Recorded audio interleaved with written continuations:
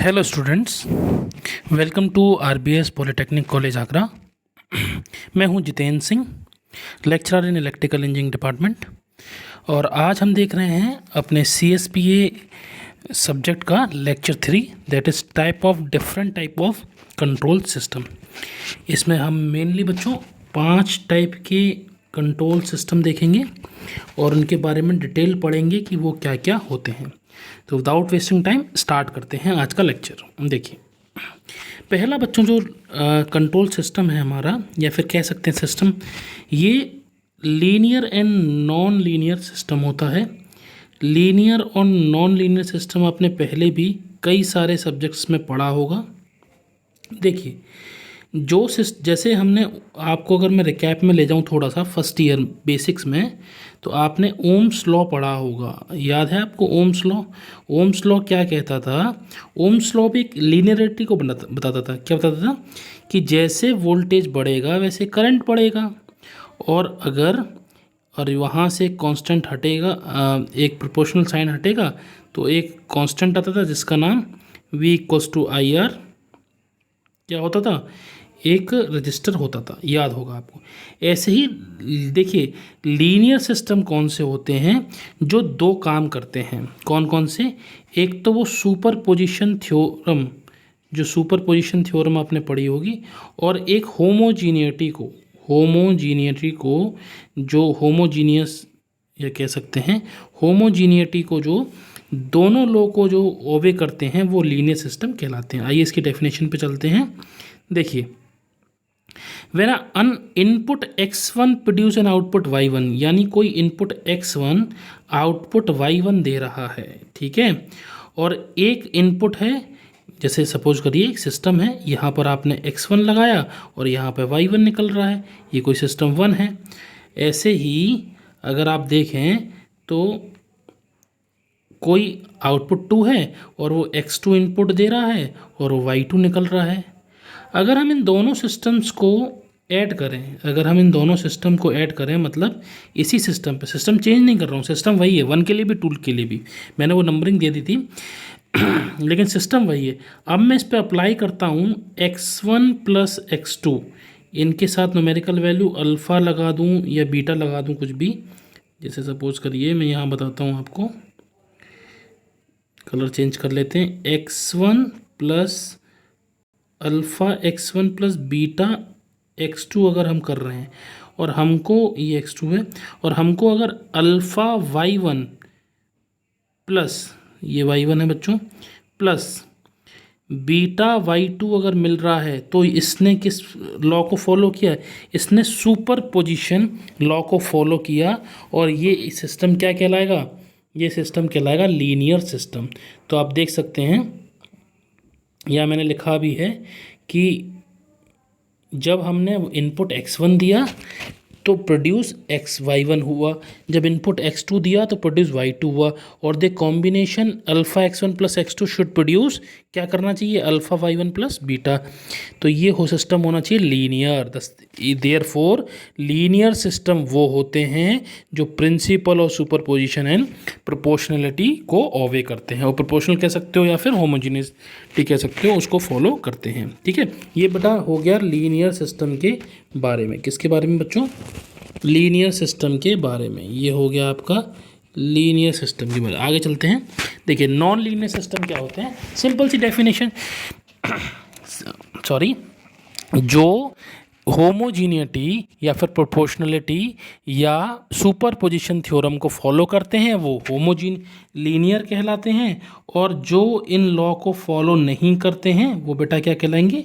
वो non linear कहलाएंगे। Simple सी डेफिनेशन है। Non linear system does not obey या do not obey any law of superposition. This depends on the initial condition and type of input पे depend करते हैं। Initial condition और type of input पे depend करते हैं। ये नॉन लीनियर सिस्टम जो होते हैं, ये self sustain oscillation of fixed frequency उत्पन्न करते हैं। जैसे ऑसिलेशंस क्या होते हैं? ये खुद के बनाए हुए ऑसिलेशंस को किसी फ्रिक्वेंसी पे प्रोड्यूस करते हैं, एग्जिबिट करते हैं, ठीक है। तो ये देखिए, यहाँ पर मैंने, ये वही है सिस्टम, वही है सिस्टम 1, सिस्टम 2, वही सिस्टम मैं आपको दिखा रहा हूँ। ओके बच्चों, तो ये हमने सिस्टम लिया था, x1 अप्लाई किया था इनपुट और y1 आउटपुट आ रहा था, x2 अप्लाई किया था, y2 आ रहा था, और जब हमने कॉम्बिनेशन किया तो देखिए ये जो y इनपुट है अगर ये बराबर आ जाता है same as it is this तो ये लीनियर कहलाएगा, और ये नहीं आता है तो ये नॉन लीनियर सिस्टम कहलाएगा। तो आई होप आपको समझ में आया होगा। आगे हम ये हो गया हमारा linear and non linear system. ठीक है, ये फर्स्ट टाइप के सिस्टम है। आगे चलते हैं। देखिए एक सेकंड टाइप का जो सिस्टम है वो है time wearing and in time varying control system. देखिए टाइम वेयरिंग नाम से ही पता चल रहा है, टाइम वेयरिंग वो सिस्टम होते हैं जिनके पैरामीटर्स टाइम के अकॉर्डिंग चेंज हो जाते हैं। System whose parameters with change with time is called time varying control system, और जिनके पैरामीटर्स चेंज ही नहीं होते टाइम के उनको हम कहते हैं टाइम इनवेरिएंट, टाइम इनवेरिंग सिस्टम। ठीक है, ये कहते हैं। देखिए फॉर एग्जांपल आप कोई मिसाइल लीजिए, मिसाइल में क्या होता है बच्चों, मिसाइल में जो फ्यूल होगा, जो बर्न होगा, जैसे फ्यूल यहाँ पर लगा होगा तो फ्यूल उस टाइम के अकॉर्डिंग ये मिसाइल ऊपर जाएगी, रॉकेट ऊपर जाएगी, तो इसमें जो फ्यूल होगा वो टाइम के अकॉर्डिंग गिरेगा कि नहीं गिरेगा। तो इसका मतलब इसके पैरामीटर चेंज कर रहे हैं इसके टाइम के अकॉर्डिंग। तो ये कैसा सिस्टम है, ये है टाइम वेयरिंग सिस्टम। अगर ये डिपेंड ही नहीं करता तो ये कहलाता टाइम इन वेयरिंग सिस्टम। ठीक है, आगे बढ़ते हैं। तीसरे टाइप का जो हमारा सिस्टम है उसको हम कहते हैं continuous and discrete time control system. ये आपने पढ़ रखा होगा कई बार, इलेक्ट्रॉनिक्स में, इलेक्ट्रिकल में, कई जगह ये यूज़ होता है। देखिए कंटिन्यूस टाइम सिस्टम वो सिस्टम होते हैं जो फंक्शन ऑफ कंटिन्यूस टाइम पर डिपेंड करते हैं at any time t they are dependent on time, they are called continuous time control system. For example, जैसे ये कोई टंकी है, टंकी मतलब कोई बकेट है, इसमें कोई पानी भरा जा रहा है बेटा, है ना। कोई अगर हम पानी भर रहे हैं तो ये सिस्टम कैसे टाइम के अकॉर्डिंग है, ये कैसे भरेगा, टाइम के अकॉर्डिंग तो फिल होता जाएगा, जितने से टाइम चलता जाएगा वैसे से फिल होता जाएगा। तो इसका मतलब ये जो फंक्शन है पूरा, ये कैसा सिस्टम है, ये टाइम पर डिपेंडेंट सिस्टम है। इसका मतलब ये कंटिन्यूस टाइम सिस्टम है। ठीक है, मतलब कंटिन्यूस ही भर पाएगा। आप है ना थोड़ा थोड़ा करके भरोगे तो बहुत टाइम लेगा, थोड़ा थोड़ा करके भी भर सकते हैं। जैसे आज एक लीटर भर दिया, कल 2 लीटर भर दिया, 3 लीटर और 10 लीटर का ये कैन है तो काफ़ी टाइम लेगा। तो ऐसे भी आप भर सकते हैं। तो जब कंटिन्यूस आप भर रहे हैं तो उसको कंटिन्यूस टाइम सिस्टम कहेंगे, और जब आप इसको बकेट में दे रहे हैं 1 लीटर 2 लीटर डेली तो ये कहलाता है डिस्क्रीट टाइम सिस्टम। देखिए, या फिर डिस्क्रीट टाइम सिस्टम। ये कंटिन्यूस टाइम का ग्राफ है और ये डिस्क्रीट का ग्राफ है। डिस्क्रीट का ग्राफ मतलब टुकड़ों में देना, ठीक है, और कंटिन्यूस मतलब कंटिन्यूस हम किस सिग्नल को देते हैं। ठीक है, इन कंटिन्यूस डेट और discrete time control system the time is not available continuously but is sampled at regular interval पे देते हैं। जैसे आपने सुना होगा पीरियोडिक फंक्शंस क्या होते हैं, पीरियोडिक फंक्शंस वो होते हैं जैसे साइन वेव क्या होती है, पीरियोडिक होती है, एक टाइम के बाद अपने को रिपीट करती है। तो ऐसे ही यहाँ बताया गया कि कंटिन्यूस और डिस्क्रीट टाइम में क्या सिस्टम है, क्या होता है। कंटिन्यूस वो होता है जो हमेशा अवेलेबल रहेगा टाइम के, और ये जो है कंटिन्यूस टाइम के डिस्क्रीट टाइम पे मिलती रहेगी। जैसे हमारी अगर आप देखेंगे तो जो बारिश का मौसम होता है या फिर आप कहें सर्दी गर्मी, जो भी हमारे वेदर्स होते हैं ये कंटिन्यूस होते हैं, लेकिन इनके बीच में आप गैप देखोगे तो ये एक इंटरवल के थ्रू है। जैसे यहाँ पर अगर समर हो रही है तो आने वाले 6 महीने के बाद फिर समर होगा, या है ना, पर्टिकुलर टाइम के बाद ही एक मौसम आता है, तो वो हमारा डिस्क्रीट टाइम सिस्टम कहलाता है। ठीक है, फॉर एग्जांपल के लिए है। चलिए आगे बढ़ते हैं। चौथा जो सिस्टम है हमारे पास वो है स्टैटिक और डायनेमिक सिस्टम। ये बहुत इजी सिस्टम है। दो system whose parameter does not change with time, जिसके पैरामीटर्स टाइम के अकॉर्डिंग चेंज नहीं होते हैं वो स्टैटिक। नाम से ही समझ में आ रहा है, स्टेबल स्टैटिक कह सकते हैं, मतलब स्थिर। और डायनेमिक का मतलब है जो टाइम के साथ चेंज हो जाए। टाइम के साथ कौन चेंज नहीं होता, देखिए एक मैंने एग्जांपल दिखा रखा है यहाँ पर। एक रजिस्टर लिया बेटा, रजिस्टर पर किसी भी टेम्परेचर का कोई प्रभाव नहीं पड़ता है, ये पता ही होगा आपको। मतलब आप स्टैंडर्ड टेम्परेचर लेंगे तो उसका कोई प्रभाव नहीं पड़ता है। सॉरी, टाइम का कोई प्रभाव नहीं पड़ता। टेम्परेचर मैंने गलत बोल दिया, टेम्परेचर नहीं, टाइम का कोई प्रभाव नहीं पड़ता इसमें। अगर 1 एम्पीयर करंट जा रही है तो आज से 10 साल बाद भी 1 एम्पीयर करंट ही जाएगी, अगर ये इसमें कोरोजन वगैरह ना हो तो, ठीक है, या कोई और प्रॉब्लम ना हो तो, ठीक है, कोई भी फिजिकल डैमेज ना हो तो ये 1 एम्पीयर करंट ही जाएगी इसमें से। तो यहाँ पे एक इनपुट लगा रखा है, आउटपुट हमको मिल रहा है वोल्टेज के फॉर्म में या करंट के फॉर्म में। तो ये जो सिस्टम है, ये जो हमने दिखा रखा है, ये हमारा स्टैटिक सिस्टम है। देखिए ये वाला टी, ये जो कैपिटल टी तक टाइम है ट्रांजिएंट है, इसके बाद ये 4t तक ये कैसा है, स्टडी स्टेट में कन्वर्ट हो जा रहा है। तो ये बिल्कुल स्टैटिक सिस्टम है।